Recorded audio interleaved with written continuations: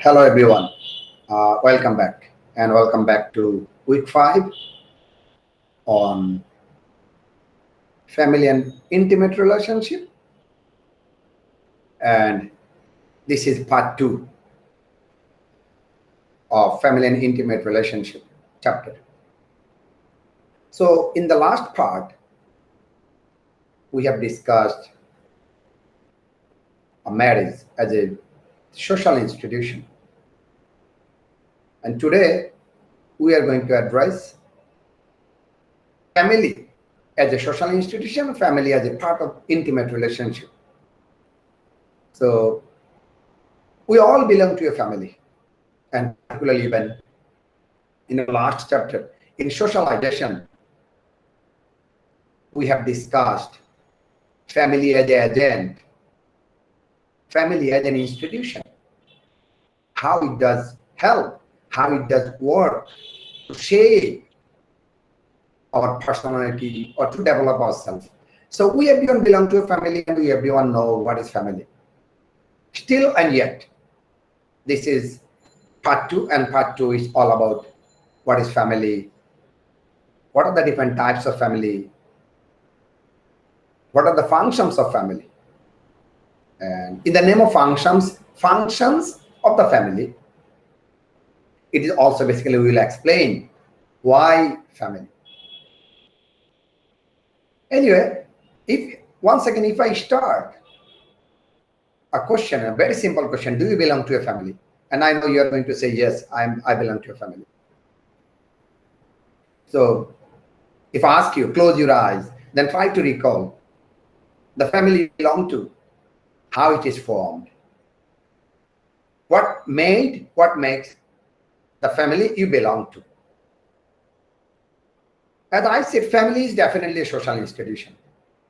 So what is family? If you just define, if you try to find out the family you belong to, you'll find you are some members. Who are the members? Your father and mother. Who else? You, your brother, your sisters, and etc. etc. So definitely, whenever you're talking about family, and if you think about your family, it is an institution, it is a platform where there are more, some peoples, a group of peoples, whatever the numbers, definitely more than one. And the second thing you will find some common things I'm talking other than numbers, other than members. You have an economy. You have a sharing economy. And you are in a house, the residence you all are living in a family. It is something that you are sharing, common residence. So look, so what is family? Normally, just imagine it is something a group of people, whatever the number. It is a matter of, it is a question of, it's something that matters. That is all about group of people, numbers of people. Then you have an economy, cooperative economy, sharing economy, and then you have a common residence. Look, so to form a family, you have to have you are in a family where you have some group of members, economy, common economy, sharing economy, common residence. So look, now if I give you the definition, how did they define family? Formally, the family is something, it's a social group, and say equally characterized by common residence, common economic cooperation, and also the members you belong to. It says something like license of reproduction. So what do you mean by that? So they are defining family is a common residence, it's okay, common economy, it is okay, group members, it is okay, group of people, it is okay, but have to have someone, they have to have adult, at least a man and a woman. And we can imagine that is our parent, that is our father and mother. And they have a marital relation, our father and mother. And the marital relation gives sort of like recognition of reproduction. So remember, last part we were talking about what is marriage. We said an union a relationship between a man and woman, or men and men, or women and women, whatever it is, that has to be a legal relationship, socially accepted relationship, religiously accepted relationship. So that social legal relationship in the name of marriage, end of the day, is the precondition of forming a family. Only then, only when someone, my father and mother, your father and mother, they have a social, cultural, religiously recognized relationship, and then gave them a license, recognition for reproduction. And you are, and we are, and I am result of marital relationship between father and mother. So if you want to, if we now define the family, if we just sum up the definition of the family, what is family? Family is nothing. It's all about composed of a man and a woman. At least two of them will be in a marital relationship. That relationship will be legally, culturally supported by that particular society. They will have some dependent people, like dependent children, me and you, and they will have a common economy of residence. So this is all about family, and we know from our family. Question is, what are the different types of family? If you look in our, what are the family you got? Most popularly, I am sure you everybody know. You heard, you know it. Family is like joint family or extended family, nuclear family or small family. So whenever we are talking about joint, extended, joint, what does it mean? Large number of people. People, I mean like people from different generation. When they stay together, we are saying large number of people. We are saying in sociology, extended joint family. And you will get all these things, details from my slide. I'm just giving you in the video basic idea. So whenever you are saying extended joint, it means more number of people. So whenever more number of people, and whenever we are talking about nuclear, it is small number of people. So basically, when we are talking about types of family, we can divide it based on some factors.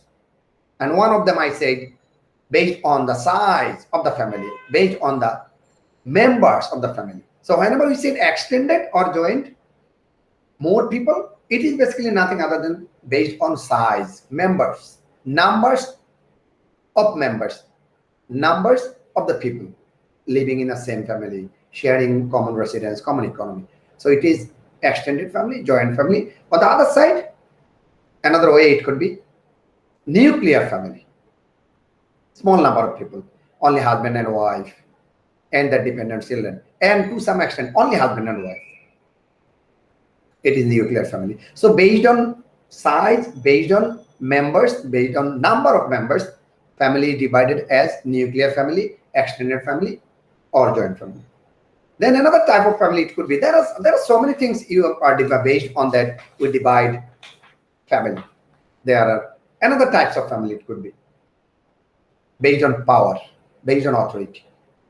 So what do we mean by based on power, based on authority?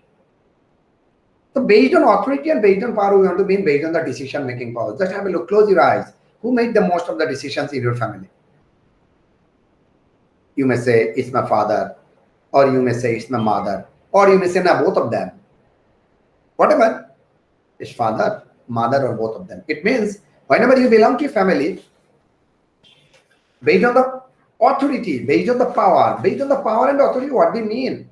The decisions, the things that happen in the family, who make the decisions? Who is more influential? Who is most powerful? Who is more influential? Who is more powerful? So that's what we say, based on the authority, based on the power.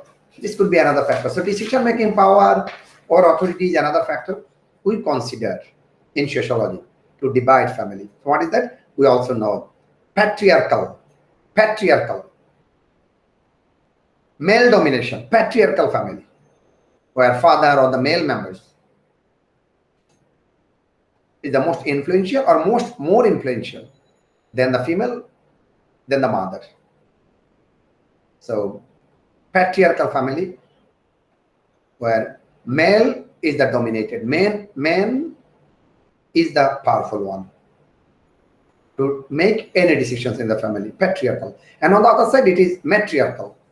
What is matriarchal? I mean, like, or mother is more powerful, more influential. As we said, it could be father, more powerful, it could be mother, as well as it could be both father and mother. So what is that? Egalitarian or egalitarian, whatever. I mean, the decision that comes from both sides. I mean, collectively, they're sitting together and making the decisions. So this is all the, other than that, it is like after a residence, based on the residence. What do you mean by based on the residence? I mean, after getting married, you have to make a decision whether you are going to stay with your father, or you are going to stay with your mother, or you are not going to stay with father and mother, or you'll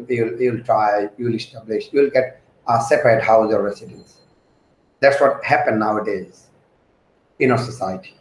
So traditionally, we had a culture like after getting married, the daughter will leave house of the father, house of their mother, and he or she will shift it, and the son will stay with father, whatever. So that's what we said, based on the residence, where you are going to live, where you are going to stay after getting married. So if you stay with your father, then we are saying it is patrilocal. You are staying with father. You are staying with the father's side. Patriarchal. Same like it is matriarchal when you are deciding to stay with mother. Or it could be neolocal, like not with anyone. You are deciding to stay in a separate place, in a separate house. So there are some other types, there are some other factors like that determine, that contribute, that play as a factor, that play a role as a factor. And after different types of family, now we can talk about why do we have to family, or what is the importance of family, or what are the functions of the family. Whatever you do call and however you do call, you may have a question.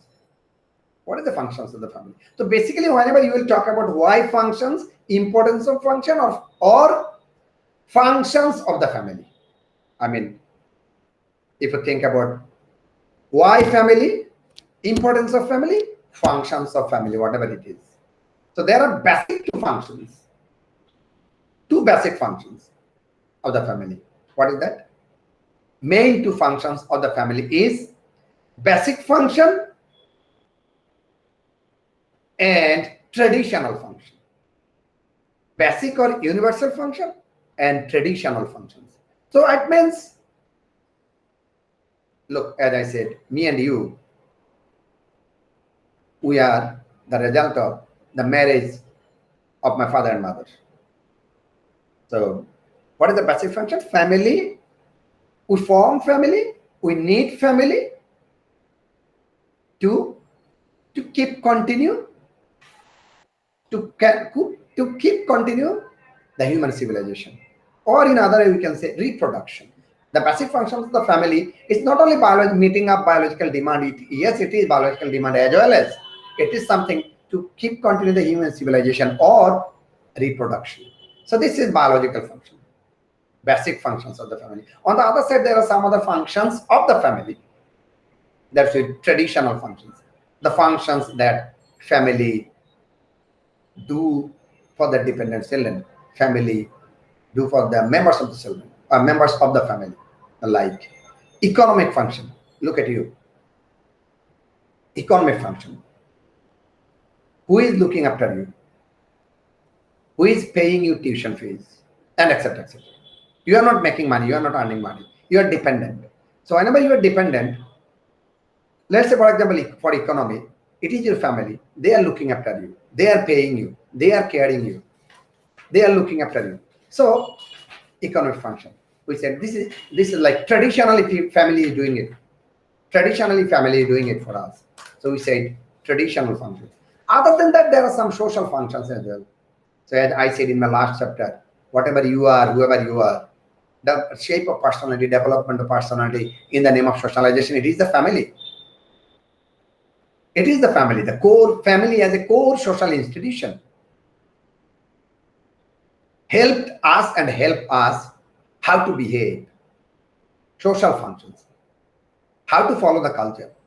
Now my behavior, the norms I follow, the principles I follow, the rules I follow or you follow in the society you belong to, or the religious values you care, the religious practice you maintain.